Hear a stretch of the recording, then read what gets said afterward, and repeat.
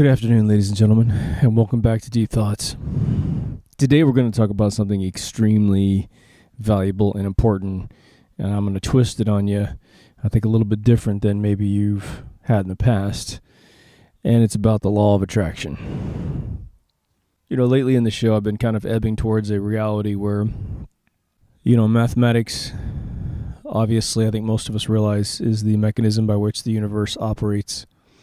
Keeps itself together, functions, communicates, etc., etc. Sustains our form, right? And then we have something called consciousness, which in some magical way, it doesn't matter if you believe in a creator or in science, evolution, in some amazing way, we have managed to take possession of a certain finite amount of energy, even though it may be connected with all the energy in the universe. And it's our sovereign being, our souls. And that gives us identity. And it must be the most miraculous thing to ever occur, ever. And you know what? It doesn't have to. We don't have to have more than one of us in the universe for that to be amazing. We could all be the same being. It's just the time doesn't really have the perceivable constraints in the real universe as we perceive it in our mortal coils, right? But I think that most of you who have come closer and closer to the truth about the universe have realized that we are a ton of frequencies. Vibrational frequencies of an original fabric. I think for the sake of argument, as you always hear me lament, and if you made a drinking game out of every time I said this word, you'd be an alcoholic, which is ether. But whatever you want to call it. You could call it the John particle. I don't care. But we are a huge collection of frequencies. And frequencies have mathematical principles and properties by which they behave. And it's always the case. The frequencies that are alike have zero resistance to each other and therefore collect with each other. And the second you get something out of phase, you have an ejection constant that starts. And I'll give you a really funny analogy. A lot of you remember Chris Kattan and Will Ferrell doing a skit on Saturday Night Live called The Roxbury Brothers. They actually made a movie on it, which was actually amazingly good. But it's about two guys who go to a discotheque in the 90s, some ravey kind of club, and they, a second someone looks at them, they go, "Oh, you looking at me? Him, you, me, you, him, me." And then they would finally get someone to come over and stand between them, and then they would oscillate their bodies until the person between them got ejected out between the two of them. And that's a perfect example of what happens when something that isn't oscillating at the same frequency as something else starts to get pushed and prodded. And they can also get mutual frequencies that augment each other and start to amplify, like a bridge that gets hit by wind and starts to amplify. But the reason why I'm mentioning all this crazy stuff right at the very beginning, because it is the very basis of the law of attraction. Now, when I say, okay, I'm going to create a big cell phone tower and it's going to pump out waves at a particular frequency, and then you're holding your cell phone, and I say that cell phone has a part in it that's built to receive the exact frequency from the tower. It all looks scientific, and you're like, yes, that's cool. It totally makes sense. I know it works. Thank you, Nikola Tesla, right? However, what if that algorithm goes way, way deeper than a simple cause and effect scientific experiment? What if this whole thing governs the whole thing? And there's no reason why it wouldn't. But today I'm going to teach you how to get to where you want to be in life through the law of attraction. And consequently, inadvertently, get you away from stuff that you don't want to be involved in. When I moved to California, I've mentioned this a couple times, I got my first job in software. I went in and really funny story. I'm sitting in this room and I'm looking at a Macintosh computer. It's 1987, September. And I really hadn't seen one. I mean, I'd seen one at a store right in, 85 or whatever in my Midwest town. But, I couldn't sit and do much with it because it was like parents were trying to get out of the computer store. And it's blowing my mind. This thing was faster than anything I'd ever seen. Totally different. It was the first time that you had a white piece of paper with black writing on it. All the computers up to that point were inverted, and Personally, I like writing on dark surfaces nowadays. It's less stress on your eyes. But anyway, I'm sitting at this computer, my first job. It's those tax people I keep talking about. And this kid comes in behind me. And I'm 18 and he's 17. I guess he graduated early like me because he worked there full time as well. And he gets behind me. He literally pulls up a chair behind me and he's eating corn nuts. And if any of you have tasted corn nuts or smelled them, I love corn nuts, except they're all GMO now, but they crunch really loud and they have this pretty pungent aroma from the seasoning that are on them. And he's just crunching these things in my ear. And I remember thinking, who the hell is this kid? Like, somebody get this kid away from me. I'm just trying to learn my job here. He and I end up being up that night until I don't even know how late, making animated videos in this thing called, I think it was called VideoWorks at the time, which actually ended up being Flash. This is 87, way before all that came around. But he and I became best friends. When I got into the video game industry, I eventually recruited him to help with some of the mathematical tables because he was a big role-playing kid. But the reason why I mention this guy, for a very specific reason, is that he is probably one of the most positive thinking guys I've ever met in my life. And what's weird about it is that no matter what happens in the universe, no matter how you throw this cat into the sky, this kid always lands on his feet. It is unbelievable. And it's not that he always lands everywhere he wants to land, but he never really suffers. And it's fantastic. Nobody wants this guy to suffer. He never has. He's living in Seattle right now, just making gobs of money, making Marvel video games.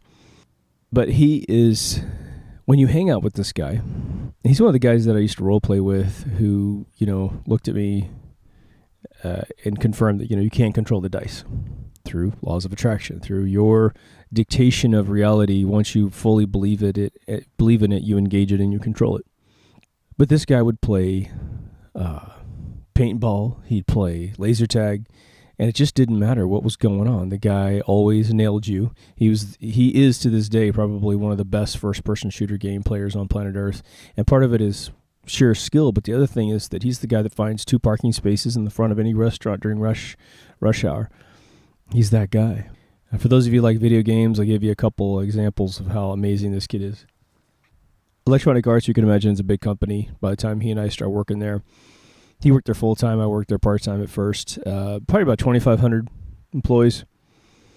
And he was better than every single employee in the entire company at first-person shooters. He just was one guy that could give him a run for his money, and that was about it. I think within the last 10 years, he got back into Counter-Strike, which is a game finished in like 96, but still people play it to this day, 20 years later.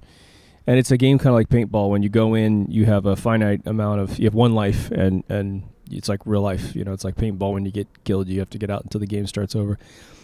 But this guy will go in with a knife and kill every single person on the other side without anyone on his side at all. And of course, they yell at him, say he's hacking the thing. The guy's never cheated in his life that I know of, ever. He's just that good, But he taught me something about the law of attraction, and that every time I talk to him, he just always has an incredibly positive opinion with no doubt in his mind.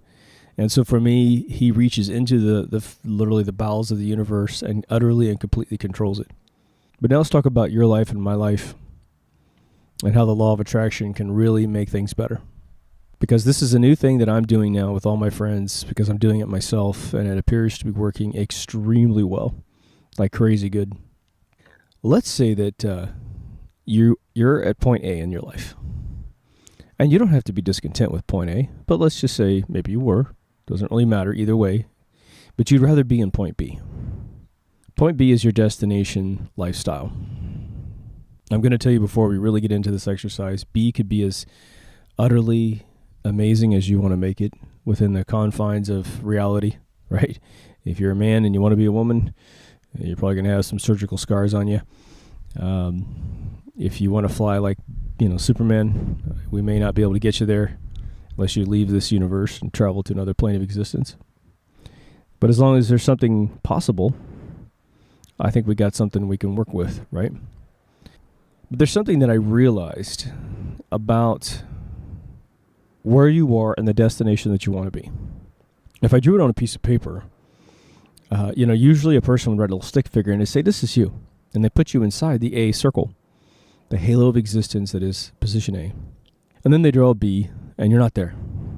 And of course, they draw some dotted lines over to B from A, and they're like, hey, all we got to do, guys, is figure out the steps it takes for you to get from point A to point B. And then, and the more lucid you are about those steps, the more, honest you are with yourself about all these different things you have to do, you have a higher chance of getting to B. Now, there's some logic to that, and there's probably some truth to that. But I'm going to suggest something radically different. I'm going to suggest that you take the stick figure that's you, and then if you have, on the left side of your screen, you have A, on the right side of your screen, you have B. You put yourself above both of those in dead center. The stick figure is you. You are your own sovereign being.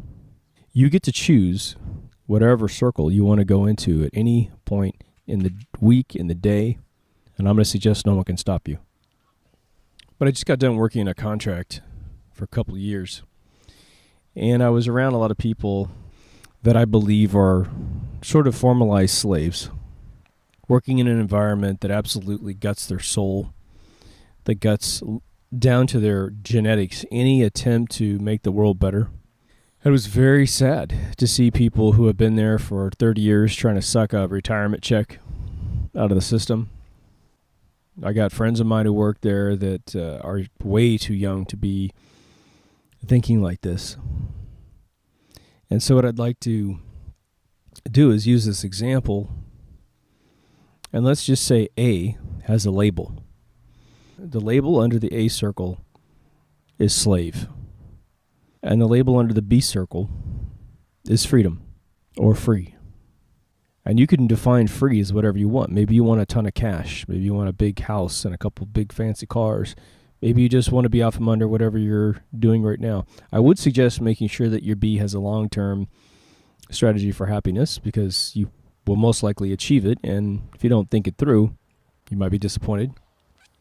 And the way I would describe the process of defining B goes something like this. You guys have undoubtedly seen a TV show or a movie about a genie coming out of a bottle who says, you got 3 wishes. And what's the fallacy of the 3 wishes?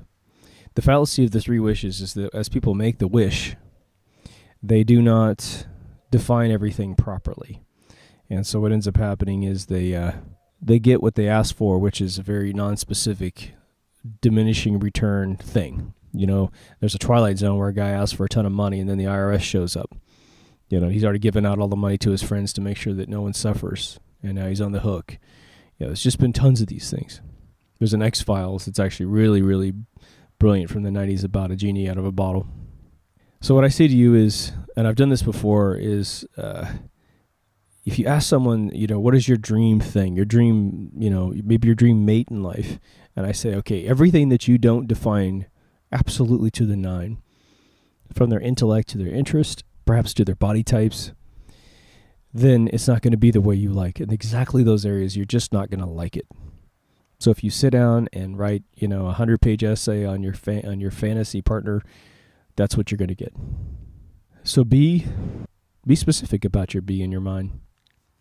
Your destination, end goal game, But now here's the reason why this episode is being created. And here's the change in my life. It's fairly profound. It just came to me in the last 6 months. I have patted myself on the back for being the guy that can get to B through being very lucid about A. And I think now I've made a big mistake in having that assumption. I no longer believe that. If you're in an environment that you don't like, and I don't care what it is, a marriage, a job, a location on planet Earth, then don't think about it at all. Don't think about it at all. Just ignore it. Now, maybe that you have to interact with human beings, right? So it's not a matter of, discommunicating individuals. But you can move around objects and interact with objects without being so intimately stuck to them. And I'll give you an example. A lot of you keep a nice clean house, or clean enough, and then you go visit a friend's house, and God damn it if they aren't the most filthy, hoarding person on planet Earth. Now, you can interact with their hoarding and interact with their horrible environment and,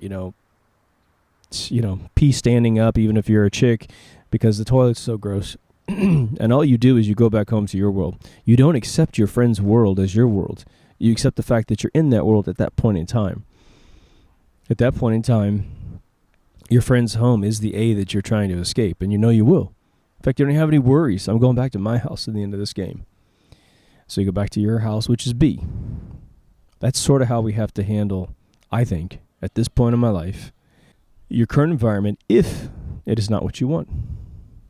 Now, I will concede that there is most likely a good 10% of you who are exactly where you want, and maybe this isn't for you because you just got it handled.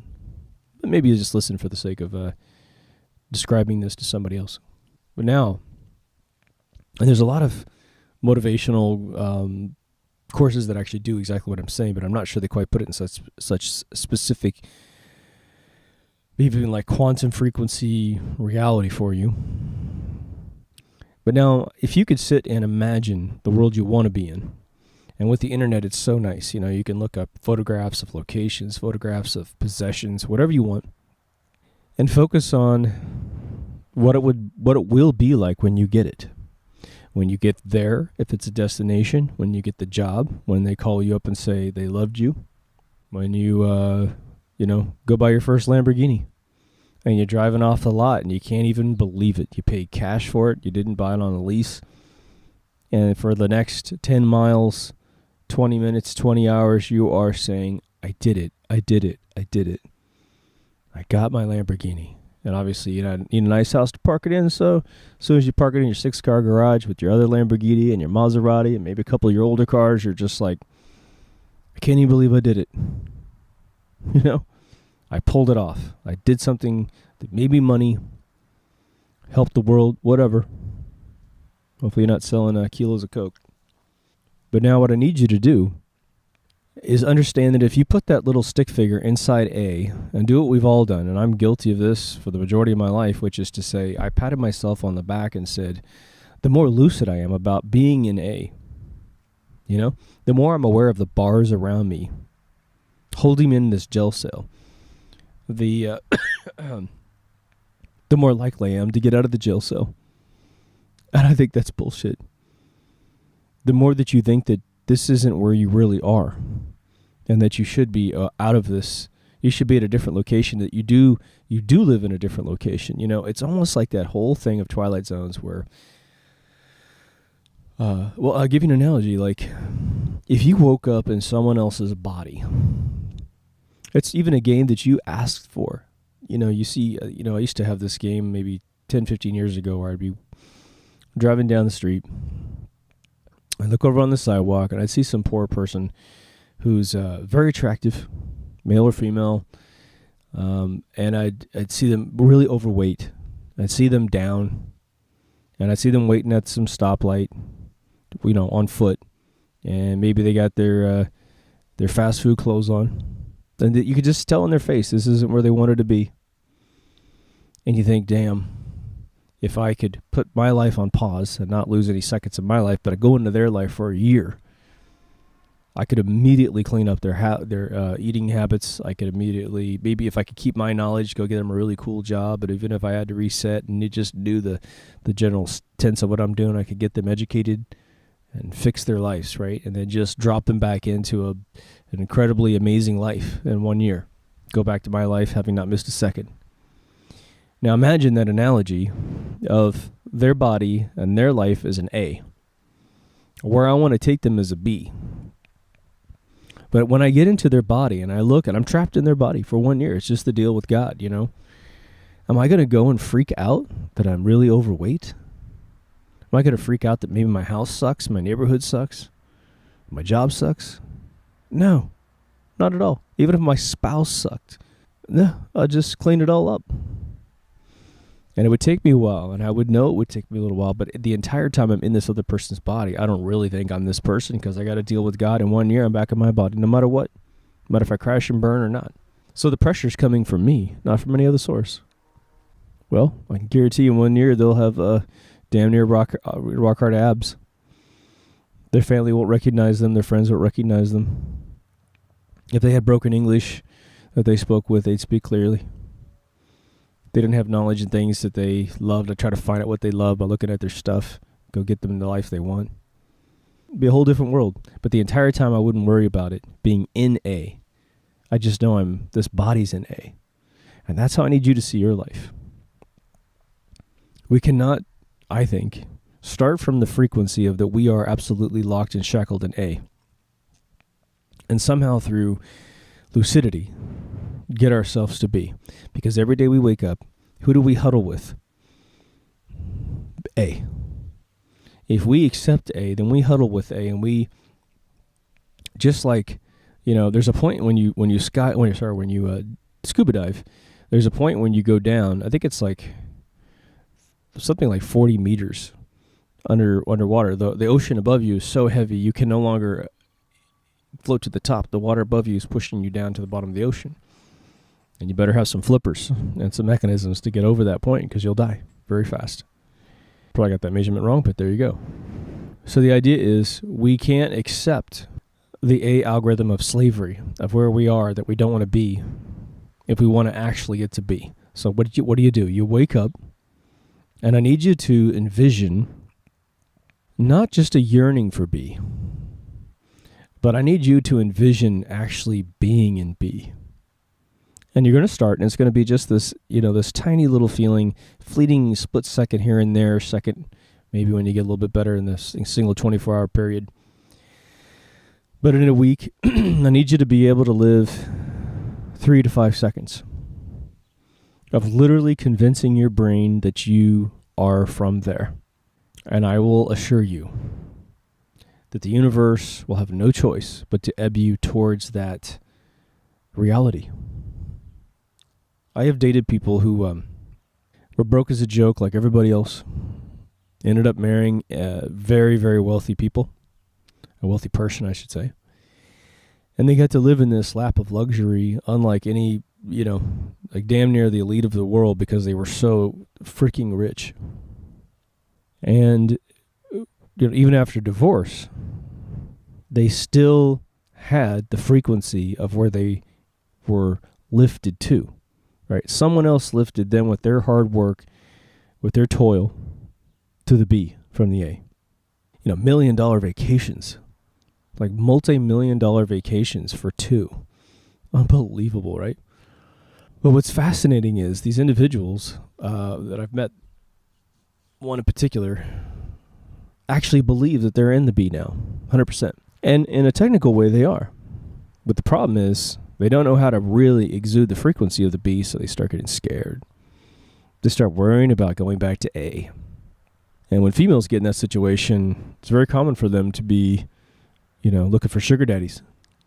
Because how else do you keep the frequency of B alive in your body? If it's just between you and your knowledge of, you don't earn any money like that at all. You never have in your entire life. All you do is spend money. You know nothing about investing money at all. You have a big denial complex about trying to get that knowledge. You're just headed right back to A, where you came from. And so you're trying to marry B to keep that frequency alive. And so when I saw this just up close and personal, I thought, damn, that's how I get to B. Is to stop acknowledging A at all. I mean, just absolutely deny it. It's as if I have materialized inside this body right now, fully aware of this guy, looks like this, has the same background as me, but perhaps I'm from a couple years in the future, and I'm like, I did sell that product, and it did, get downloaded 1 billion times, and I sold the company for a couple billion, and I had everything I needed. Never had to work again, do whatever I want, and I felt that world for another year or two. I completely understand where I could go right now. And I'm excited just to do it again. Let's just develop the product again, sell it again, have that amazing phone call in the middle of the night that the deal went through. Wake up every morning and see the product that, used more and more and more. Go off to create more products, more films, whatever. And so that's where we all need to be. I want you guys to pull yourself out of your environment. No longer draw the character. I would actually say, if you could just draw this on a piece of paper, it'll have a profound effect on your visual mind and your perception of yourself, which is, again, circle on the left, circle on the right. The one on the left, put a big capital A in it. One on the right, put a B in it. Above that, above those two in the center, draw the stick figure that's you. Draw a little skirt if you're a woman, And just realize that A has a frequency that is nearly completely different than B. And if you put your stick figure inside the A, it's going to overwhelm your frequency, and the law of attraction is going to keep you in your slave world. And we don't want that. There's the movie Trading Places, right? Dan Aykroyd, Eddie Murphy, and the Mortimer brothers making a $5 bet that they can swap Eddie Murphy, who's a homeless man, for the Ivy League educated Harvard grad Dan Aykroyd, who's a stock trader. And they, one of them says it's all in the breeding, it's all in the genetics, and the other guy says, well, I think it's in the environment. And sure enough, Eddie Murphy kicks ass and takes names and does the job, and Dan Aykroyd goes into a feral state of being, although he has Jamie Lee Curtis's tits to look at, so it's not so bad. But Eddie Murphy was pulled out of the frequency of homelessness and put in the frequency of privilege. And that's how they do it at the top. There's a couple interesting moments in a peasant's life, which is like us, depending on who you are. I really doubt George Soros was watching these videos. But there are moments in your life, in my opinion, where you actually do experience the apex of all freedom and happiness. I'll give you a couple examples. I think when your child is born, if you're there and present for the birth, especially if you're a man, obviously, if you're in the right state of mind for this experience, as soon as the joy of seeing your child's head come out, or they come out healthy and they're just happy, if nothing else, they're not feeling any pain, you have this euphoric, amazing transformation, especially with your first one.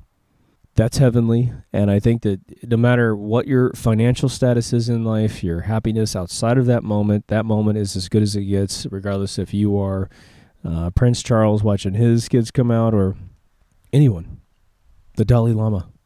But there's a simple one that I think is actually fairly interesting, and it has to do with, if you can find it, getting a massage, a full-body massage at some professional place.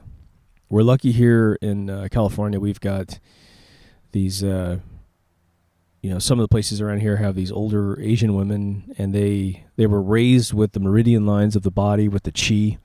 And so they're almost like, sometimes they're attached to acupuncture places, but they literally feel your body and they know exactly what's wrong with you. And then they'll start messing with you and they'll start talking to you about, like, this hurts, right? And you're like, oh my God, yes, Jesus, that was there. And sometimes they're just getting pressure points, but they'll come back 10 minutes later, push the same spot, and it doesn't hurt at all. But when you are, especially at a vacation resort or something like that, but no matter where the hell you are, I have found that when someone knows what they're doing and you're getting sort of a massage and all that tension's getting out of your body, they rub your scalp and your feet and all this other stuff, they're just draining you of all that negative A frequency. I find that at times it gets euphoric to the point where there would be no difference between me being a billionaire and me being a peasant, because that moment is the peak moment of that experience. You get the apex of that experience of someone nursing you, essentially, right? Some of you have transitioned jobs in your lifetime. And, again, I'll repeat this because I said it 2 or 3 episodes ago, the jobs disease, it's my title for it, which is that you believe that no one will hire you at a different company. You just get so comfortable and so embedded. And I've had this happen to me dozens of times. When you finally go out and interview and people like you immediately, maybe even have 2 companies that want you, not one, job disease starts to fade. You start to realize you do have value. I guarantee you do. And the last week or two, like, you have to give 2 weeks notice at your current job that you might hate, right? Here's the interesting thing. If you give your 2 weeks notice and you're free, you know that you have just dug a hole from A to B, or really hopefully from the future, the outside position to B. You don't give a shit anymore about A, right? You don't give a shit about that job that you had that you hate, but you're going to go there for 10 more days, right? Monday through Friday, 2 batches of those, and then you're gone. And on the 15th day, you go to the new job. And everyone who treats you like crap and who has treated you like crap in the past, well, you don't care anymore. In fact, you start going to this point in your mind without trying, typically, of almost pity. You pity anyone that doesn't have the balls to go look for another job, that they have the job disease now and you don't. You look at these people that have, and I just experienced this with people that really have no power in life until they walk into an office, and then they just become these power-hungry jerk-offs. They don't do their job, and so all they do is accuse other people of not doing their jobs. The amount of people I've helped get out of their current jobs and go to something else is, I've lost count. When I'm in a position to actually hire from within, it's very easy, very fun. You know, you just interview people, you really get into their skill sets. If they don't have the skills that they need to get the job that they want, then you just work with them and say, you know, you got to go and study this, this, and this. And as soon as you get that knowledge, or at least a working level of knowledge, I'll hire you into the position you can work your way up. But you have to be able to complete tasks to hold the job. That's all. You don't have to be the expert. That's what mentors are for and bosses are for. But why make this episode other than to help people get to where they want to be?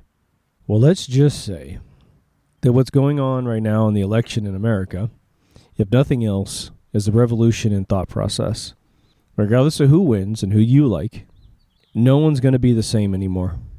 We finally had a couple candidates that talk about things that we want to hear. And, you know, regardless if they win or not, we start to realize more of this deceitful game of the grasshoppers ruling the ants, right? Go see Bug's Life. The few ruling the many. I think the world is waking up to that. I think that's probably one of the core charters of the truth movement, is to get out of this cycle, to get out of this worship, to not allow someone who's equal to us to behave otherwise. We allow people to rule over us, and that's just complete crap. You know? It's complete crap. We got people that we put badges on, that if they have a bad day, they can pull you out of your car, shoot you, get you into the precinct and put you in a room that's not videotaped and beat you to death. And then their buddies will all lie about what they didn't do. The system that regulates that system lies as well, because, boy, you couldn't have any bad blood on your hands. You know, they'll let a murder go by because they don't want to have, you know, the public get upset at them. These are equal human beings to us that we have given the permission to rule over us, and it's just ridiculous. We have, you know, armored drones flying over America. And if some equal person to you decides that you're a threat to their system of manipulation and deceit, they can fire a rocket at you, kill you and your family and your friends. It's a felony if anybody in the neighborhood reports that your house blew up. And they could just put a little cover story on there that some Cessna plane crashed on you. There'll be no evidence of a Cessna plane, whatever. But you're dead because you're the resistance that makes people wake up. But that's position A, right? Position A is that we allow that world to exist in our mind, and therefore it manifests because we aid the frequency of deceit by accepting the fact that it exists. I've said many times on shows way at the beginning that catchphrases are some of the most dangerous things that we allow into our lexicon, into our mind, into the vernacular of mankind. And I'll give you a couple, just so you understand. I want you to think about the A circle. I really want you to have a piece of paper in front of you that puts you outside these two circles, so at no point does your mind slip as you listen to this.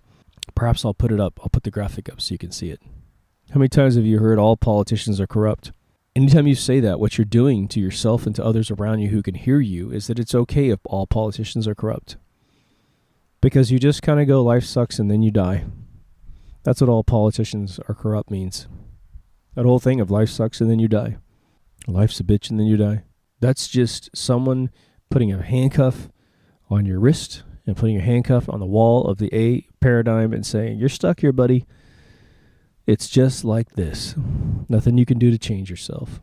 But those who succeed, they can't envision being held down. There's some people running for president of the United States of America that have never been held down like that, even though they have experienced extreme turmoil in their careers. They've always picked themselves up and moved on. And then there's people that have never done anything in their life that actually get to become president or run for president. So let's say that we change the entire world. I'm hoping that there might be a huge change in the United States with the next president.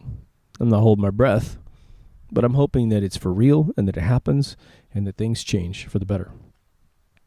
And that socialism is not one of those outcomes. And that infects Europe. That the EU dissolves and all the countries come back as individual countries. Then when I come back from my European trip, I've got Deutschmarks, I've got francs, right? I've got everything. Dinars. I just kind of keep them. I got like $400 or $500 in other people's currencies. I love it. Not a single euro in sight. Pound sterling, it's all there. At that point, and I think this is how we can frequency out of this mess. Whether or not we know how the universe is going to get us there is really irrelevant. My buddy that I told you about at the beginning of the episode, he never knew how fortune was going to be bestowed on him, but my God, it always came to him. He always lands on his feet. And he has to make some sacrifices here and there, but trust me, he's living in kind of some rainy weather. He grew up in Camarillo, California. We both lived in the Bay Area for 10 years plus. He went to Vegas for a little while, ran his own company. He came back to the Bay Area, then he came back to Camarillo, then he went to Washington to work with one of our coworkers from EA who started his own company, who's now worth a lot of money because he got himself to his B from his A because he's a positive guy. But we need to take the whole planet and say, stop thinking about being in the A. Stop being in the A in your brain and be in the B. And then we need to help our people out who are suffering, who believe that sort of the socialism mechanism of, hey, you don't have to work, you just take everyone else's accomplishments and, spend everyone else's money, like the sugar mamas, right? We can't just hope and pray for a revolution of thought in this world. We have to prepare for it. We have to incubate it. And if we want it to be bloodless, which again, you can't easily go out and hurt anyone in a blood-filled revolution and have any likelihood of hurting the person that's actually causing your demise. What if the kid out of college who can't get a job because he got a communications degree, he can barely hold down a job at Starbucks, goes out and murders the first guy that he sees driving a Ferrari. Then he says, boy, I just took out one of those guys. And that guy happens to be a founder and a CEO of a company just down the street who employs 75 people. And without that guy's leadership, the company dissolves. And what does he do? He puts 75 people back out on the street. That's sort of the socialist revolution. The 1% that everybody thinks that they understand is, again, I would say less than 5,000 people in this world run this planet. And, you can punish them. You could put them in a acidic jar and let them, melt away over 1,000 years. But just disabling them is really all we need to do. And, most of you have moved out of your house at some point. Some of you had moments with your parents. I had this with mine. My dad just got a little out of hand when I was 16. He was never home, and I was just raising myself, and I had no problem with it whatsoever. I was like, Dad, you got a new girlfriend. You're spending most of your time at her house. I know you've been alone since the divorce. I totally support you. This is awesome. But he would come home and kind of wreak havoc on the house. That he got into my private stuff and destroyed some of my private possessions, like illustrations and stuff that I had done. I don't think he knew what he was doing, but I don't know if he just got mad or jealous. I have no idea. He was on top of the world. He's married to this woman to this day, right? But I left. I came home. I found my room all cleaned up, let's just say. Went out to the trash to see what he threw away, and when I found some priceless items out there, destroyed. I think I talked about this a long time ago in an episode, but I found my stuff destroyed, and I just left that day. And I just disabled him. And I went and lived with a buddy of mine outside of town for about a month and a half until his parents kicked us out. And I went and lived with my grandparents until I finished up school. And for me, I graduated at 17, so I was just about a year. And I had a great time. It's just across town. The whole town's like a township. So it's like, maybe 2 miles away from where I was. But it was good. I was safe. Went to school. No problem. My grandparents had 5 bedrooms in their house. It wasn't like a big deal. Just stayed in the basement and had a good time. In the end, I was glad I got to meet my grandparents even more than I did. But that's what we need to do. Change the frequency of our lives. Change where we see ourselves waking up every morning and where we exist every second to every minute, you know?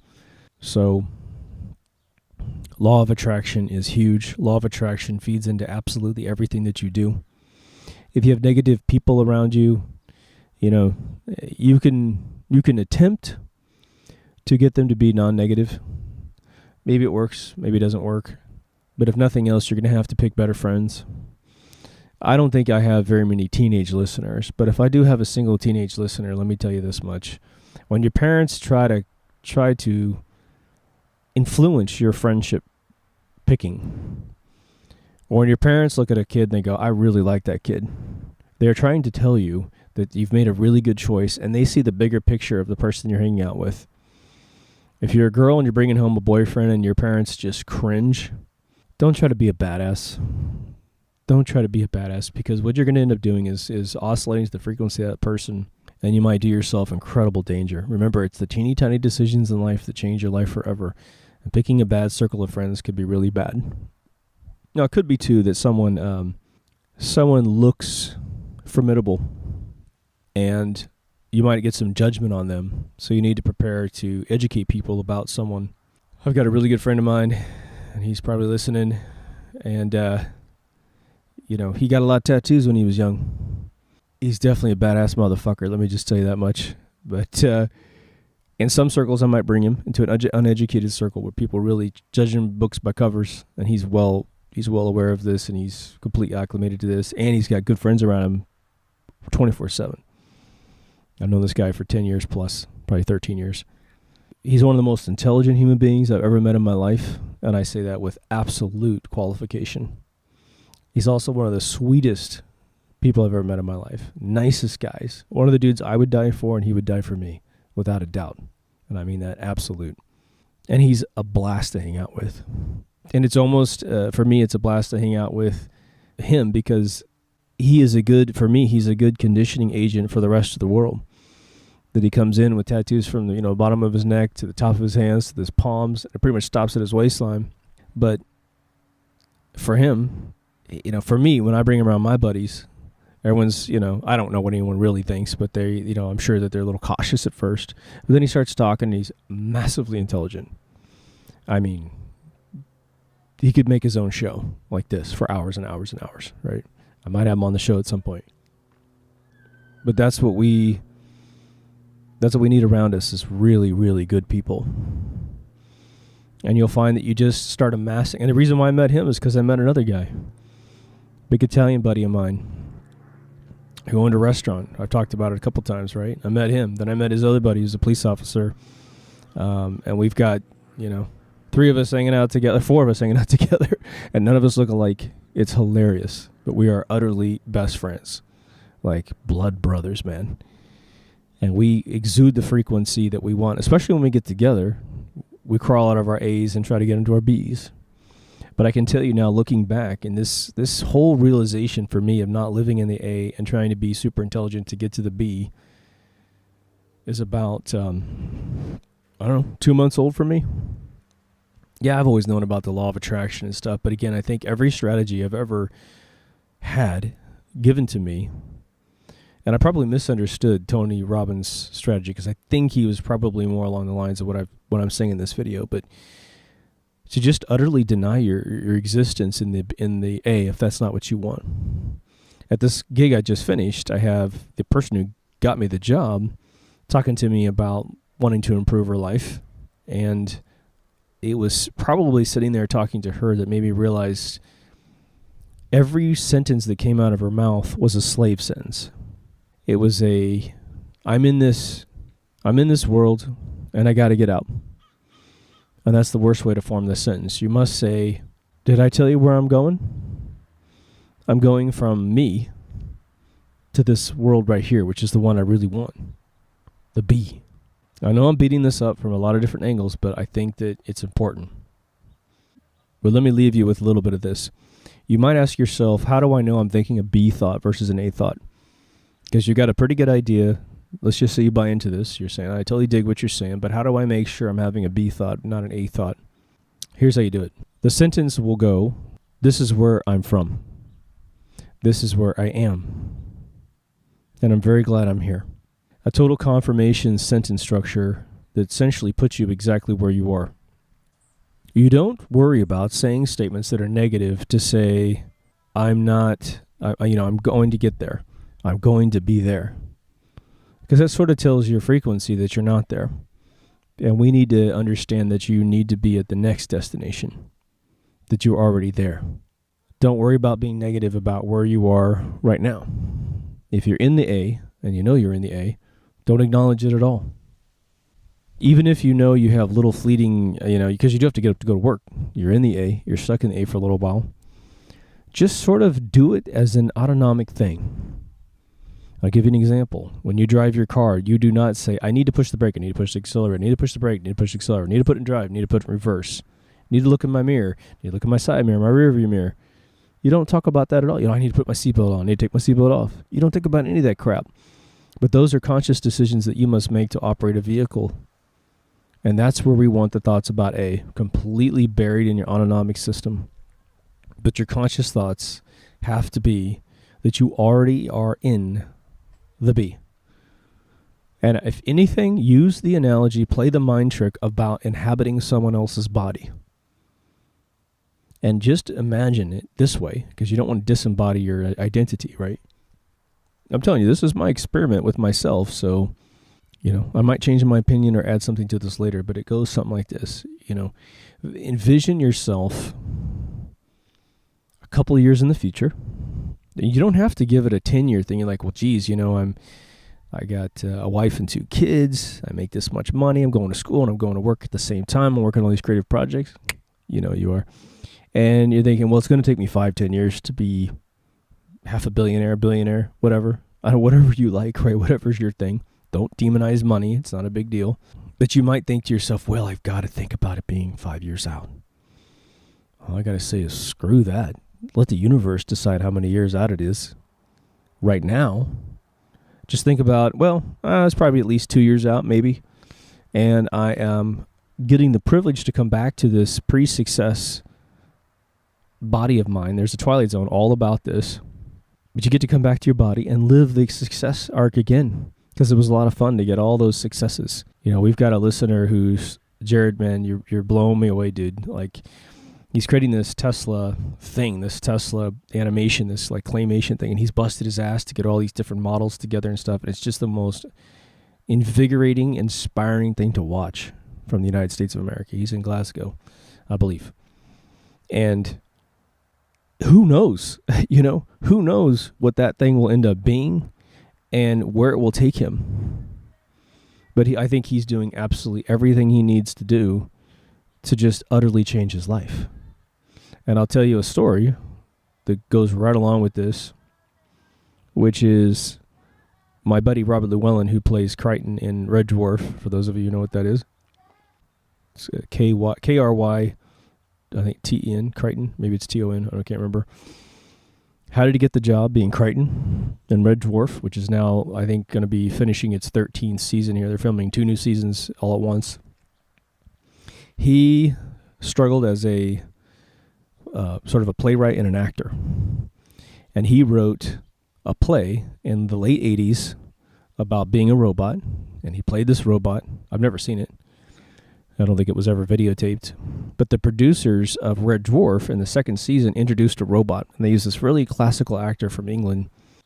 The actor essentially got to the point where he goes, this is a really goofy show. And Red Dwarf had not taken off yet. It was sort of a... if you haven't seen it, it's a brilliant comedy. It's very young in its sensibilities, but I tell you what, you'll cringe at maybe half the jokes, but man, you'll laugh hard at least at fourth the jokes, and they're worth the laugh, right? They're just little 30-minute episodes. The premise of the story is that a big spaceship got lost in space. A janitor was in a stasis pod, and everyone else died of a flu that killed everybody on the spaceship, and the only inhabitants that survived was this janitor who was in stasis, the cat on board who's been on this ship for 3 billion years or something like that, turned into this guy. John Jules is his name. They resurrected a hologram who has an H on his forehead, which is where you get your hologram from Voyager. They totally took this from him. And you have to wear the H in this world because it proves that you're not a human being, and which I think his name's Rimmer.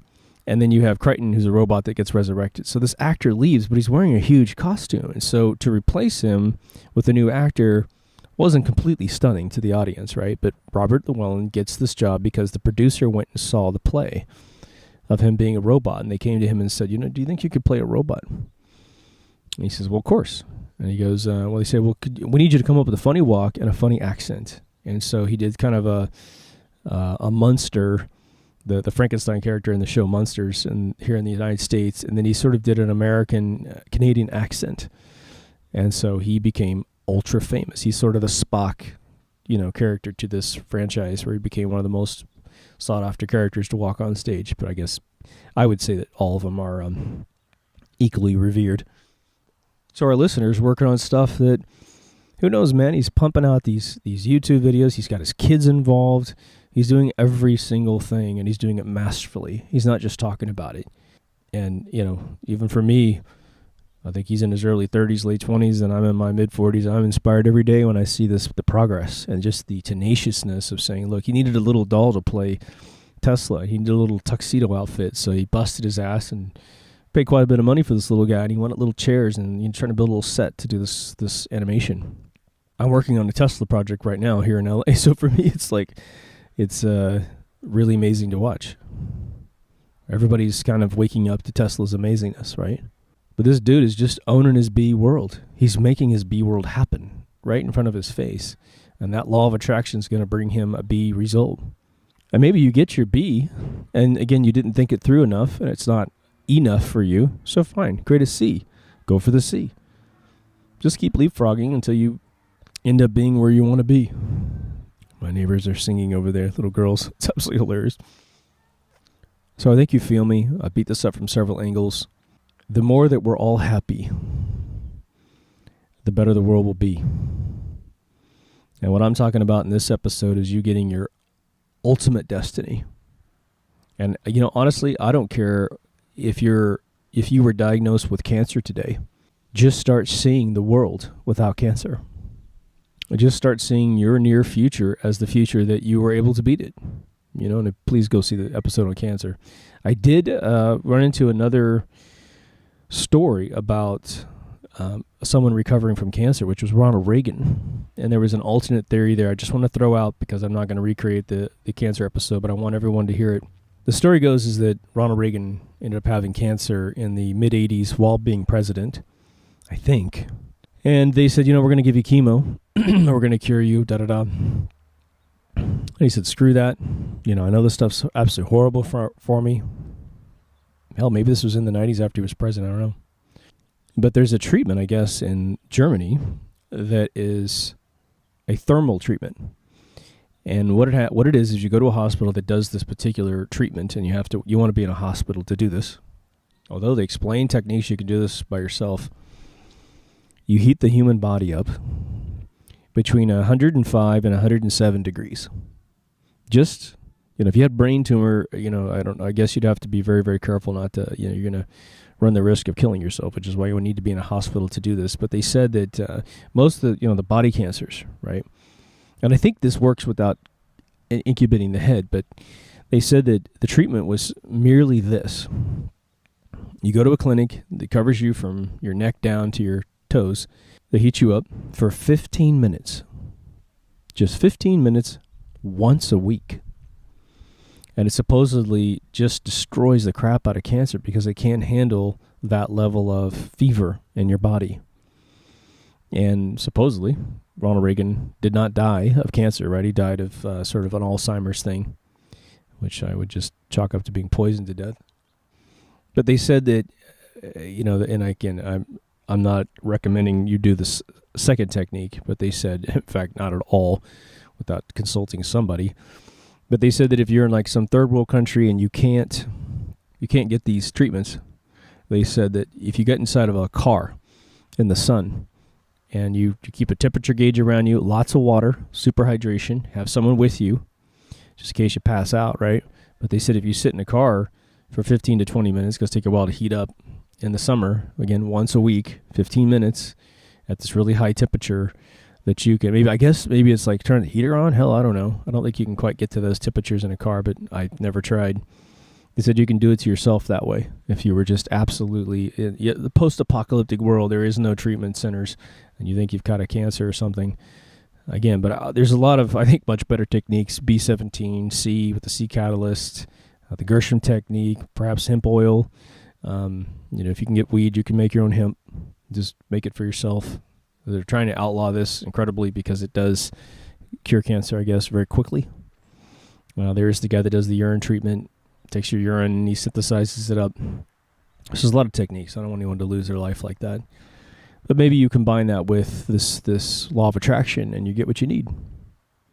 Anyway, you feel me?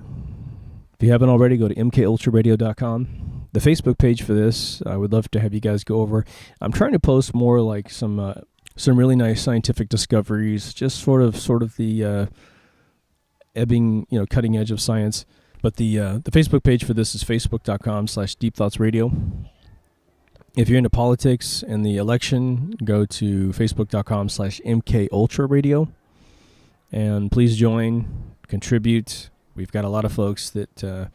sometimes we're just evaluating information, and so we post an article, and just be a few people call BS on it. We're right there with you.